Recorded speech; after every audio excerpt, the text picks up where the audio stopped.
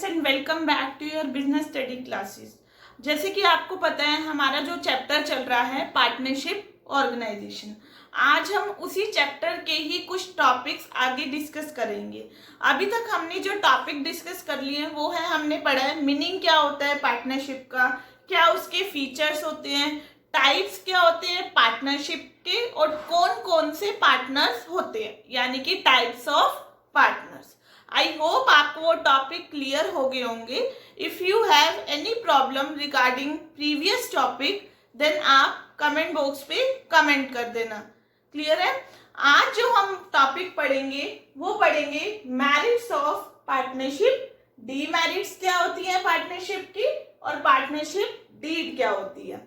देखो, आपको वैसे मीनिंग तो पता है पार्टनरशिप का क्या होता है।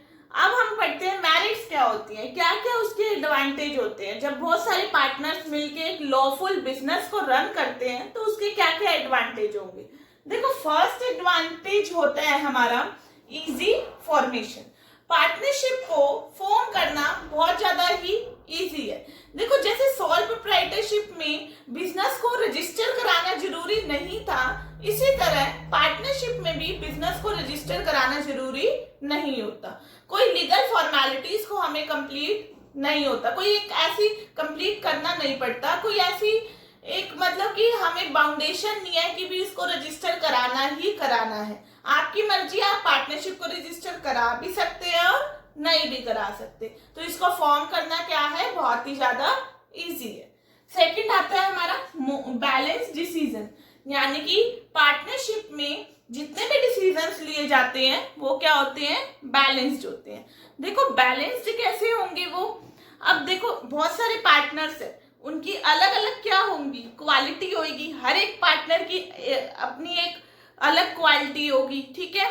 तो जो भी डिसीजन लिए जाते हैं वो सबसे, एक पर्सन अकेला डिसीजन नहीं लेगा, एक पार्टनर अकेला डिसीजन नहीं लेगा, बल्कि सभी पार्टनर्स की कंसल्टेशन से क्या लिए जाएंगे, डिसीजन लिए जाएंगे, कंसल्ट करके लिए जाएंगे, जिसकी वजह से हमारे डिसीजन क्या रहेंगे, बैलेंस्ड रहेंगे।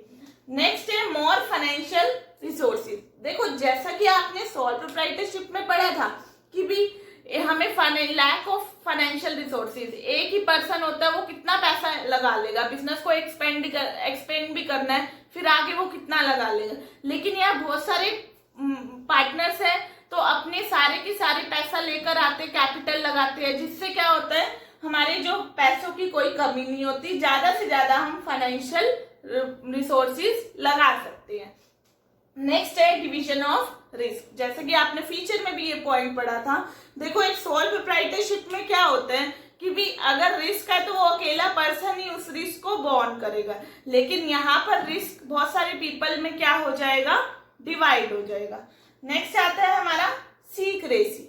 देखो, पार्टनरशिप में आप कहोगे बहुत सारे पार्टनर्स है वो एक दूसरे को बात क्या देंगे, तो सीक्रेसी कैसी रहेगी। देखो, सीक्रेसी इस पॉइंट ऑफ व्यू से रहेगी, यहाँ पर क्या होगा, जितने भी पार्टनरशिप के अकाउंट होते हैं, जो उनकी बैलेंस शीट होती है, कितना उनको एक साल में प्रॉफिट हो रहा है, कितना लॉस हो रहा है, वो पब्लिक को शो नहीं की जाती, ठीक है। जैसे अगर आप देखो एक कंपनी बना रहे हो, ठीक है, कंपनी में जितनी भी बैलेंस शीट होगी कंपनी की, एक साल की जितनी प्रॉफिट और लॉस की जो बैलेंस शीट होगी वो पब्लिक को दिखाई जाएगी।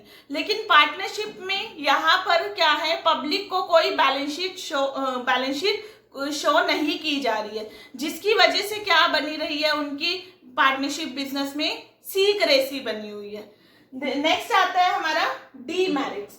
डीमेरिट्स में फर्स्ट पॉइंट आता है हमारा unlimited liability.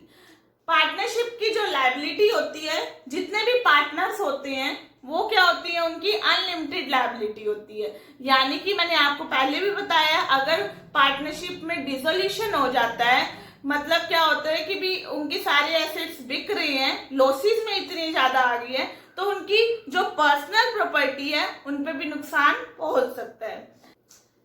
Lack of continuity. देखो, लैक ऑफ कॉन्टिन्यूटी कैसे है, अगर दो पार्टनर है, अगर एक पार्टनर की क्या हो जाती है, डेथ हो जाती है, तो क्या रहेगा, मिनिमम 2 होने चाहिए हमारे पार्टनरशिप में मेंबर्स, 2 से 1 हो गया तो पार्टनरशिप तो रहेगी ही नहीं। इसी तरह लाइक 2 पार्टनर्स है, दोनों पार्टनर्स के बीच में अगर कोऑर्डिनेशन ही नहीं बन पाता है, उनके बीच में कोऑपरेशन ही नहीं बन पाता है, लड़ाई झगड़े होते हैं, जिससे बिजनेस क्या हो जाता है, उनका क्लोज डाउन हो जाता है। नेक्स्ट है लैक ऑफ पब्लिक फेथ। देखो पब्लिक का फेथ कैसे नहीं बन पाता, ड्यू टू द सीक्रेसी। देखो हमारे क्या है, सीक्रेसी में मैंने आपको बताया था कि भी जितने भी फाइनेंशियल अकाउंट्स होते हैं, जितने भी पार्टनरशिप फर्म के अकाउंट्स होंगे, बैलेंस शीट होगी, वो पब्लिक को डिस्क्लोज नहीं की जाती, जिसकी वजह से जो पब्लिक का ट्रस्ट है पार्टनरशिप पे वो कम रहता है, इतना ज्यादा नहीं रहता। नेक्स्ट फोर्थ आता है हमारा लैक ऑफ हार्मोनी। जैसे कि मैंने आपको अभी लैक ऑफ कॉन्टिन्यूटी में बताया है कि उनका कोऑर्डिनेशन ही नहीं बन पाता। कोऑर्डिनेशन कैसे, उनके बीच में कोऑपरेशन ही नहीं है, लड़ाई झगड़े ज्यादा होते हैं, क्योंकि हर एक पार्टनर की अलग अलग क्वालिटी होती है, उसकी अपनी अलग अलग क्या होती है, सोच होती है, ठीक है, जिसकी वजह से हार्मोनी नहीं बन पाती। नेक्स्ट जो टॉपिक आता है वो आता है हमारा पार्टनरशिप डीड। पार्टनरशिप डीड क्या होता है, देखो मैंने आपको बोला है पार्टनरशिप को रजिस्टर कराना जरूरी नहीं है, ठीक है। अब देखो लेकिन उनके बीच में एग्रीमेंट होना बहुत ज्यादा जरूरी है, ठीक है, एग्रीमेंट होना चाहिए सभी पार्टनर्स के बीच में। अब ये एग्रीमेंट हमारा ओरल भी हो सकता है और ये एग्रीमेंट हमारा रिटन भी हो सकता है।